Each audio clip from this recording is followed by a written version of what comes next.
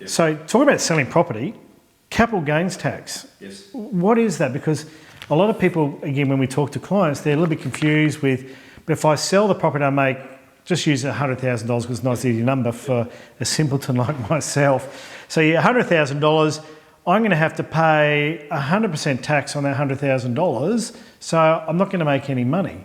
Or if I wait a certain period of time, like 12 months, it's 50%. So of that total 50 grand, I'm going to have to give back to the government for tax.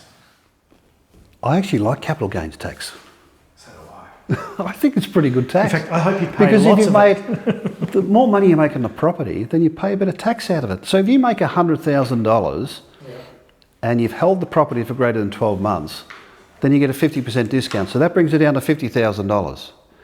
Now, even if you're in the highest marginal tax rate of 45 cents on the dollar, out of that $50,000, the most you're going to pay is 25. So you've made $100,000 and you're going to pay $25,000 tax. I think that's pretty good. And that's It's not a bad problem to have. I don't reckon No, that's a bad problem at all. That's what you killed Tommy. That's a good problem. Don't complain. But it also speaks to, I think, one of the fundamental mistakes that investors make, and that is this idea that you make money in real estate by buying something and selling it and buying something else and selling it and upgrading.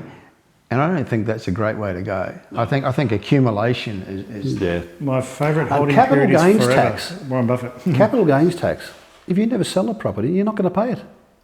So we don't have to worry about it. So people worry about things where if they're going to sell the property, it doesn't matter. You just keep the property, you're never going to pay capital gains tax. It's not going to be your problem anyway. But you just talked about that buying, selling. So if I'm buying a property and I'm just flipping them all the time, You've got to be careful. You've got to be careful. You know, you could be, if you're doing that on a regular basis, the ATO could say that you're a developer.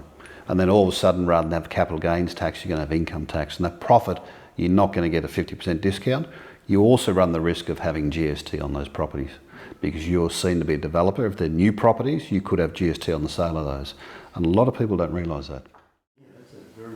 so it's very important to really have that conversation with your accountant, because if you are going to go down that sort of strategy, then you probably would look at a corporate structure or something we like might that. look at a trust or a company, something like that. So, you know, so yeah. The only other thing in regards to capital gains tax that we find is a bit of an issue is that, you know, people think that they've got a certain capital gain and, you know, they buy property for 400, they hold it for 12 months, sell it for 500, they've got a capital gain of $100,000.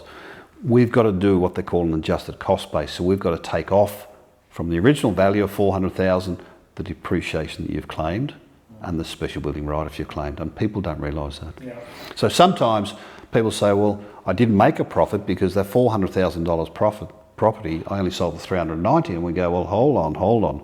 You've been claiming depreciation and you've been claiming special building write-off. We've got to do an adjusted cost base. Yeah.